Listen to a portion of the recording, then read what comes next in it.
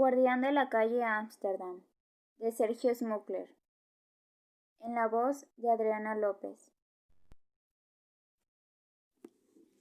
Nota: por muchas razones Ámsterdam no es una calle cualquiera. La más notoria, como se puede ver en el plano de páginas adelante, es su trazo circular. En cuanto a la elección de su nombre, una cosa es lo que dicen los documentos oficiales, y otra lo que se desprende de la lectura de Apuntes para una historia del urbanismo, editado en 1942, de Carlos Guzmán Elorza, un arquitecto cuyo mayor mérito no está vinculado a la actividad profesional. Solo el desarrollo de 3 edificios de 4 pisos, ubicados en la zona norte, llevan su firma, sino al hecho de haber sido un meticuloso coleccionista de comentarios, notas periodísticas y cartas relacionadas a la memoria de una de las etapas de mayor expansión urbanística de la Ciudad de México. Ámsterdam se encuentra en el predio que a principios del siglo pasado utilizó el Jockey Club para construir un hipódromo. Allí se encontraban los fines de semana los hombres y las mujeres más elegantes de la ciudad.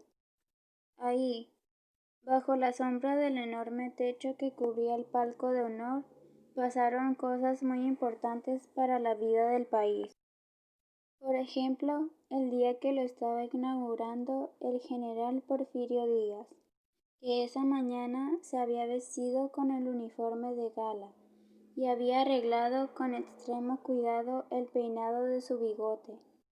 Tuvo la siguiente conversación con uno de sus hombres de mayor confianza, cuando lo vio llegar agitado y con el rostro descompuesto. ¿Qué sucede, Pascualito? Disculpe que lo moleste, general. Es que vino mi compadre Gumaro, de allá de su tierra, y me trajo malas noticias. Dime, parece que están preparando una revuelta. Que hagan lo que quieran. No será ni la primera ni la última que tengamos que enfrentar. ¿O ya te olvidaste? No, mi general. El norte está muy lejos, Pascualito. Sí, mi general, está muy lejos. ¿Y para cuándo la están preparando? Es que para noviembre, mi general. ¿Quieres saber lo que andan cantando? A ver, dime. Yaqui, yaqui, yaqui. Ya está lloviendo en el cerro. Ensígueme mi caballo, yo ya me voy con Madero. En ese momento, los caballos se acercaban a toda velocidad al disco de llegada, y los gritos de la concurrencia interrumpieron el canto. El general volteó a verlos e hizo un gesto de desagrado.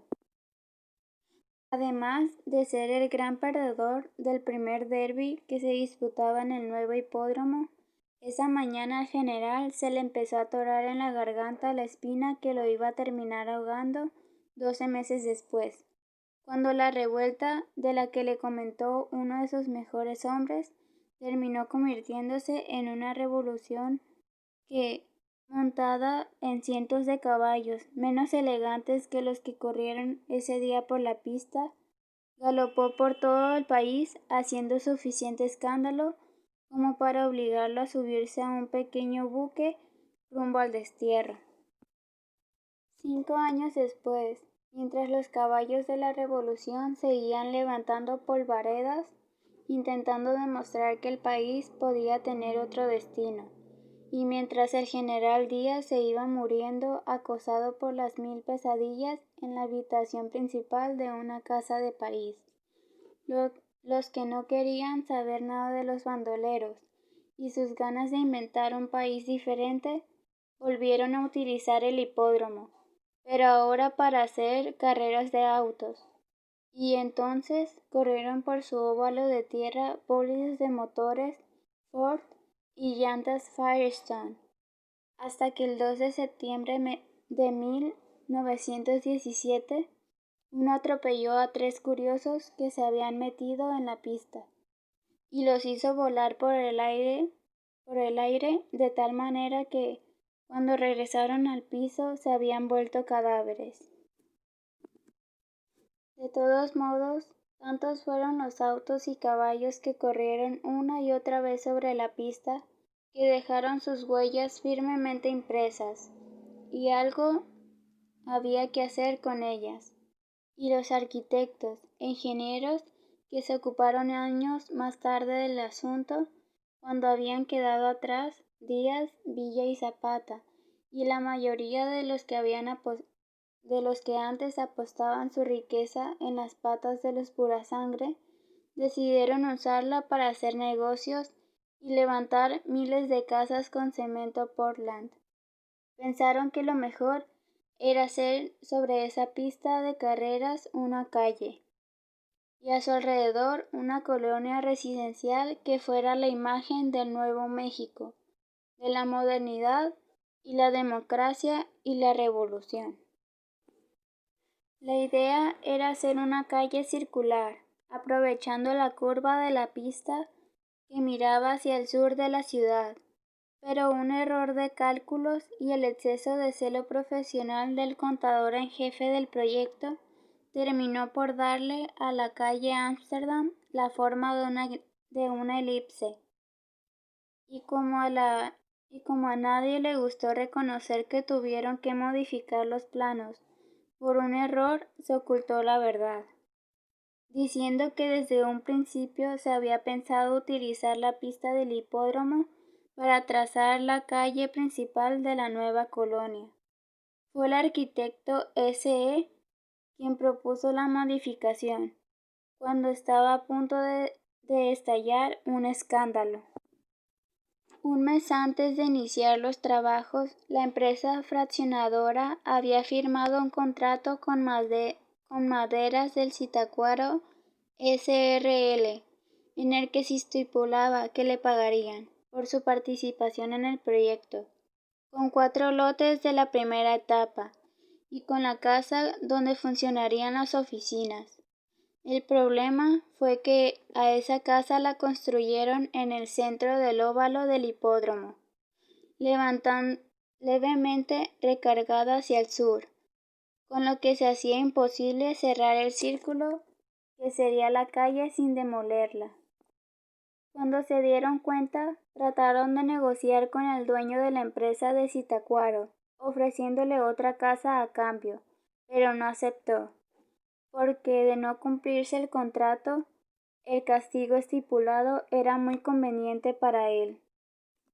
En ese momento se desató una violenta disputa entre el responsable del proyecto y el contador, que amenazó con renunciar si no se cumplía con lo pactado, porque eso equivalía a modificar drásticamente los debes y haberes en sus impecables cuadernos contables, y él no estaba dispuesto a que eso sucediera, entre otras cosas porque su reputación hubiera quedado en entredicho, y la renuncia del contador a su vez hubiera puesto en entredicho la seriedad de la fraccionaria, y poner en entredicho la seriedad de la fraccionaria a su vez hubiera puesto en entredicho el proyecto del presidente municipal de la ciudad, y la prensa opositora se hubiera permitido cuestionar el plan de desarrollo urbano que estaba hecho.